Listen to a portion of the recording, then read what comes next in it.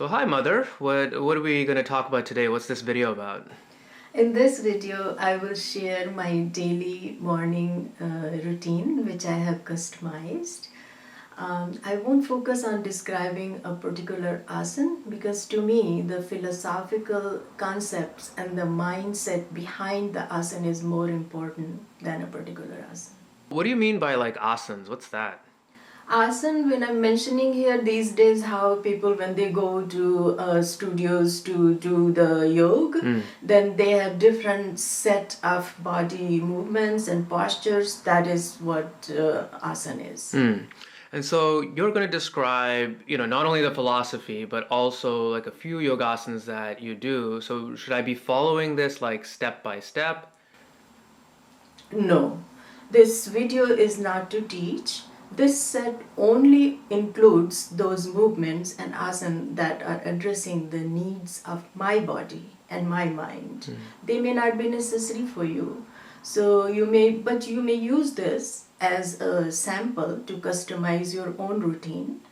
I believe not every asana is necessary or useful for everyone. It is important to understand your own body and select asana carefully, otherwise, it may harm you. For example, certain asana can increase eye pressure or worsen the symptom of prolapse. For that reason, you'll see in the video I avoid certain asana and have modified several. It is equally important to learn from a very good teacher because incorrect postures don't give full benefit and they can be harmful too. So you talked about customizing your, not only the philosophy, but these yogasanas to address, certain issues in your life. So what are you using yoga to overcome? Um, on the physical level, at this point, I am managing prolapse, thyroid, pre-diabetes, pre-hypertension, and several eye issues. But dealing with persistent depression is my main issue. In the past, depression disabled me, and it was extremely difficult to practice asana. Forget about meditation. Although I knew the importance of yoga for a healthy mind and body, whenever I closed my door to practice it, in those quiet moments, I was haunted by painful memories. I struggled to understand the reason behind many events in my life, but nothing made sense, and pain paralyzed me. I used to leave my room in frustration, and that added disappointment and feeling of failure. When alone, the internal noises scared me. So I joined yoga classes. I'm not against classes, but they were not for me. Instead of addressing my specific bodily needs, they seemed unnecessary movements of body parts. Some asana caused a lot of discomfort and they were harmful to my symptoms. Additionally, following complicated instructions caused me more stress because every teacher has their own style and I'm perfectionist, did not want to make any mistakes. That felt far away from the goal of yoga. I kept thinking about Patanjali's definition, yogash chitta vritti nirodha tada drashtu swarupe avasthanam. Yoga is uniting with your own true self, which is possible only in the absence of mental fluctuations. I felt hopeless and more depressed. What is the source of the depression? Life events, one after another, piled up without any opportunity of resolution.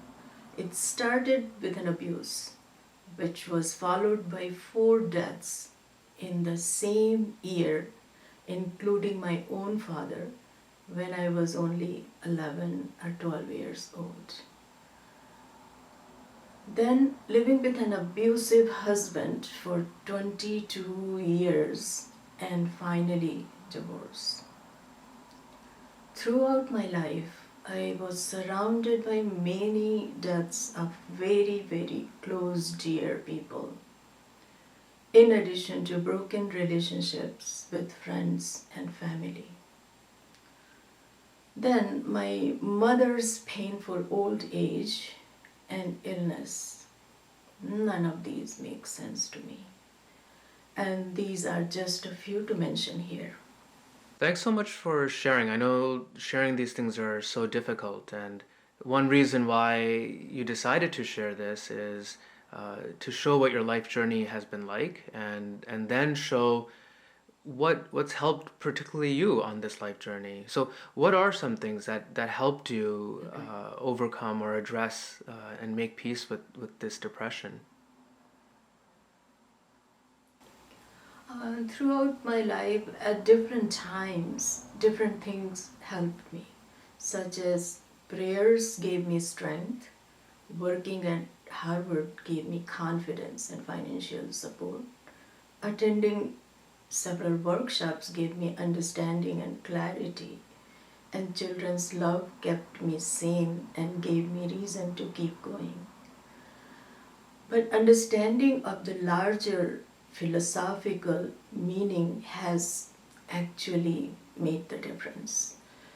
And that developed gradually, perhaps through reading scriptures, vipassana retreats, and by daily reminders. What are those philosophical ideas that helped you? The first one is anitya. The meaning of that word is the concept of impermanence. This makes sense to me because I see that nothing is permanent. Everything is changing every moment. I notice the change is season in relationships and even how much this body has changed and will continue to change. The idea of impermanence calms some of my troubling thoughts that used to cause a lot of anxiety. For example, when I feel sad because someone has hurt me, then I think about how life itself is impermanent. And that helps me feel that the emotional injury is impermanent and small compared to death. Similarly, if I feel as if I'm behind in life, not doing enough, I remember that life is impermanent and many of these things we want will also go. When I consciously think about impermanence, all rejections, abuse, betrayals, and ambition, they all seem less important.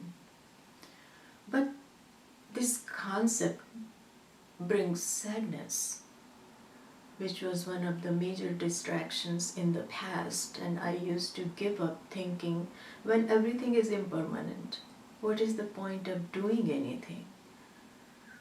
So, to overcome this, I bring in another concept, idannamam. What that means, this is not mine in the first place. I did not create this.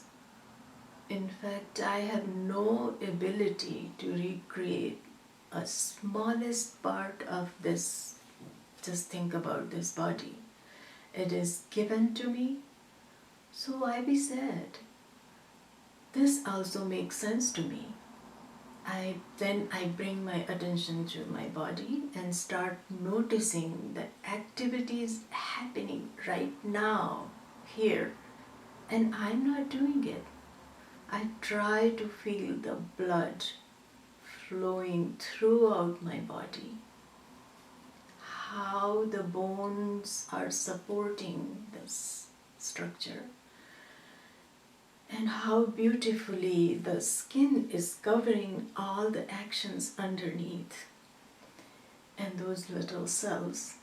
I can't see them, I can't name them all, but I know they are exactly doing what they're supposed to do, nothing more, nothing less.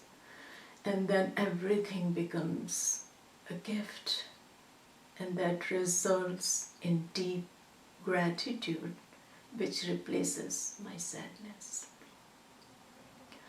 In the past, this word gratitude was just a repetition of words.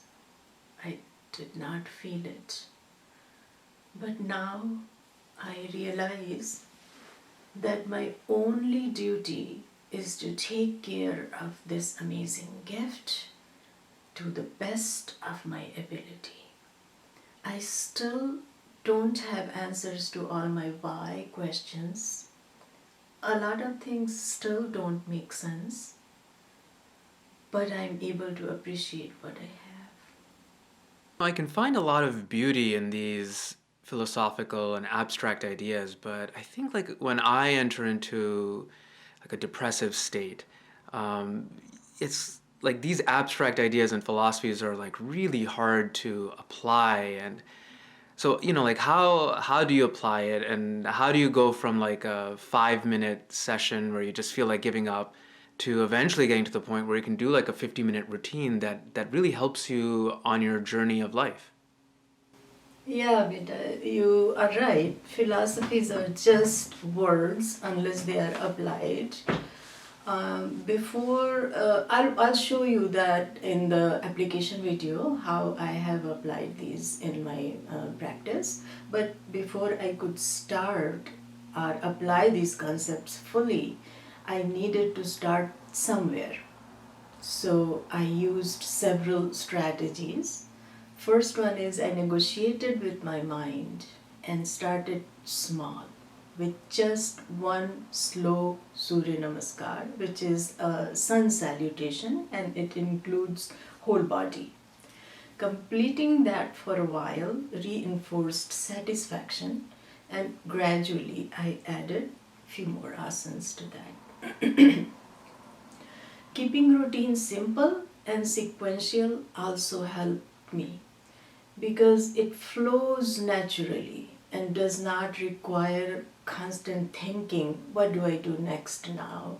So my routine is that I move from toe to head, standing to sitting, and then sitting to lying. Then I do some pranayam, which is breathing exercise, and I end with compassionate blessing to all beings and my own body, etc. Also, selecting asana necessary for my needs added meaning to each posture or movement I do. Lastly, and most important, before starting my set, I stand still in front of sun, pondering on some sort of talking to myself, making sense of the philosophical understandings I talked to you until they are established in my awareness and consciousness at that moment. They give me determination to start and finish the routine. Throughout the practice, they guard me like a protecting shield around me against those disabling, depressing thoughts and questions which were bothered me before. I'll give you some examples. In the past, during practice, when a memory of a loved one or a broken relationship came to my mind, it was sufficient to throw me deep down in a slippery slide from where it was impossible to climb up. But now, this concept of anitya, impermanence, helps me see that this is the nature of life. You meet people here and you part with them. And then I can think about the beauty when they were present in my life as a gift to me. When a thought about my mother's condition troubles me, rather than freezing right there, I remember sweet memories with her and her smiling face even in her this situation. that helps. When the memory of abuse haunts me, I'm able to bring in the concept of idannamam, not mine, and tell myself, of course, there were some unwanted aspects, but that happened to this body, which is given to me. I also realize that this amazing structure has survived abuse, divorce, deaths, and betrayals. And it is still functioning and standing right here at this moment. All these things helped. Thank you, Mother.